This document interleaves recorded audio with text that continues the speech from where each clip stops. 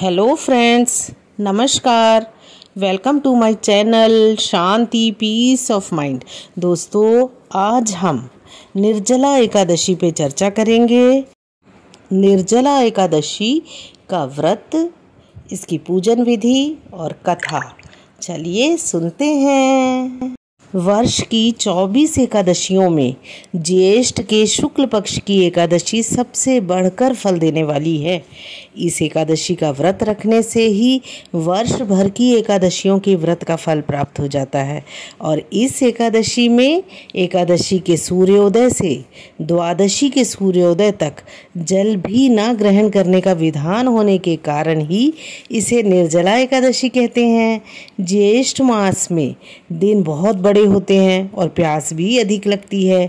ऐसी दशा में इतना कठिन व्रत रखना सचमुच बड़ी साधना का काम है। इस एकादशी के दिन अपनी शक्ति और सामर्थ्य अनुसार ब्राह्मणों को अनाज, वस्त्र, छतरी, फल, जल से भरे कलश और दक्षिणा देने का भी विधान है। सभी व्यक्ति प्रायः मिट्टी के घड़े या सुराहियाँ या पंखों और अनाज का दान तो करते ही हैं, आज के दिन मीठे शरबत का प्याऊ भी लगवाते हैं। एक दिन भीमसेन ने व्यास जी से पूछा, हे पितामह, माता कुंती, भ्राता युधिष्ठिर, अर्जुन, नकुल, सहदेव और द्रौपदी आदि सभी एकादशियों का व्रत करते हैं और मुझे भी अनाज खाने को मना करते हैं, परंतु मैं उनसे कहता हूँ कि भाई, भक्ति पूर्वक भगवान की पूजा तो मैं कर सकता हूँ और दान भी दे सकता हूँ, परंतु भोजन के बिना मैं नहीं रह सकता। इस प्रश्न के उत्तर में व्यास जी ने कहा, हे पांडुपुत्र भीमसेन, यदि तुम नरक को बुरा और स्वर्ग को अच्छा समझते हो तो प्रत्येक मास की दोनों एकादशियों को अन्न मत खाया करो। तब भीमसेन ने कहा, हे पितामह, मैं तो पहले ही कह चुका हूँ कि मैं भोजन के बिना नहीं रह सकता, और यदि वर्ष भर कोई एक ही व्रत हो तो मैं रख सकता हूँ। मेरे पेट में वृक नाम की एक अग्नि है, जो अन्न के भोजन के बिना पूरा उपवास तो क्या, एक समय भी बिना भोजन किए नहीं रह सकता हूँ। अतः आप मुझको कोई ऐसा व्रत बताइए जो वर्ष भर में केवल एक बार ही करना पड़े और मुझको स्वर्ग की प्राप्ति हो जाए। श्री व्यास जी ने कहा, हे पुत्र, बड़े बड़े ऋषियों ने अनेक शास्त्र बनाए हैं जिनमें वर्णित उपायों के द्वारा थोड़े परिश्रम से ही स्वर्ग की प्राप्ति हो सकती है, परंतु उन शास्त्रों में भी दोनों पक्षों की एकादशियों के व्रतों को मुक्ति के लिए सबसे श्रेष्ठ लिखा है। श्री व्यास जी के वचन सुनकर भीमसेन नरक में जाने के भय से भयभीत हो गए और कंपायमान होकर बोले, अब मैं क्या करूं? इस मास में 2 व्रत तो मैं कर नहीं सकता, और हाँ, वर्ष में एक व्रत करने का प्रयत्न अवश्य कर सकता हूँ। एक दिन व्रत करने से मेरी मुक्ति हो जाए, और यदि ऐसा कोई व्रत हो तो कहिए। यह बात सुनकर व्यास जी कहने लगे कि वृष और मिथुन संक्रांति के बीच ज्येष्ठ मास के शुक्ल पक्ष की जो एकादशी आती है, उस एकादशी का व्रत करो। और इस एकादशी के व्रत में स्नान और आचमन के सिवाय जल वर्जित है। आचमन में 6 मासा जल से अधिक नहीं होना चाहिए, अन्यथा वह मद्यपान से सदृश हो जाता है। इस दिन भोजन नहीं करना चाहिए, क्योंकि भोजन करने से व्रत नष्ट हो जाता है। और इस एकादशी के दिन सूर्योदय से लेकर द्वादशी को सूर्योदय तक जल ग्रहण न करने से समस्त एकादशी के व्रतों का फल प्राप्त होता है। और द्वादशी को सूर्योदय से पहले उठकर स्नान आदि करके ब्राह्मणों को दान आदि देना चाहिए। इसके पश्चात भूखे और सत्यपात्र ब्राह्मण को भोजन कराकर फिर आप भी भोजन कर लेना चाहिए, और इसका फल 1 वर्ष की संपूर्ण एकादशियों के फल के बराबर है।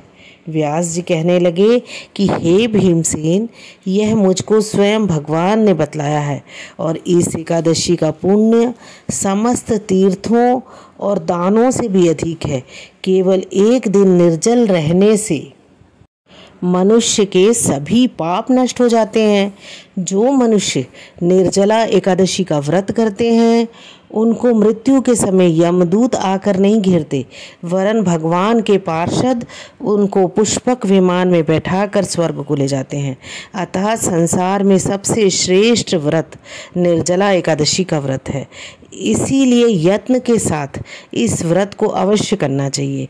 इस दिन ओम नमो भगवते वासुदेवाय नमः मंत्र का जाप करना चाहिए और गौ का दान भी करना चाहिए।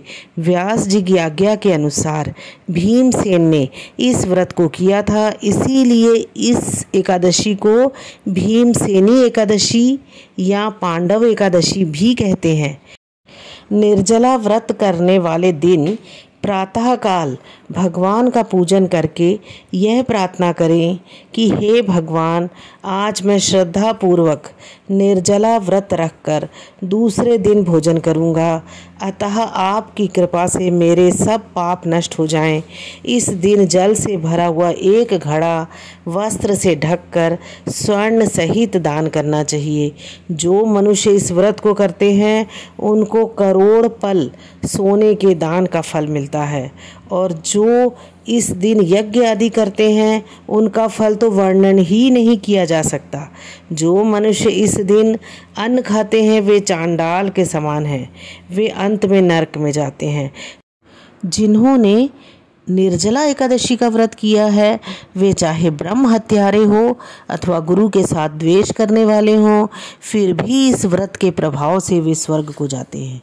हे भीमसेन, जो पुरुष या स्त्री श्रद्धापूर्वक इस व्रत को करते हैं, इस दिन एकादशी करने वाले व्यक्ति को भगवान का पूजन, विष्णु भगवान जी का पूजन, संभव हो सके तो गौदान, ब्राह्मणों को मिष्ठान व दक्षिणा देनी चाहिए।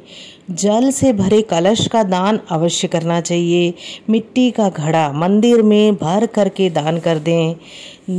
क्योंकि ये ज्येष्ठ मास की एकादशी है, बहुत गर्मी होती है। इस दिन अन्न, वस्त्र, पात्र और जूती आदि का दान भी करना चाहिए। जो मनुष्य भक्ति पूर्वक इस कथा को पढ़ते हैं या सुनते हैं उनको निश्चय ही स्वर्ग की प्राप्ति होती है, चाहे वे व्रत रखें या ना रखें। इस कथा को सुनने मात्र से स्वर्ग की प्राप्ति होती है। जय विष्णु भगवान।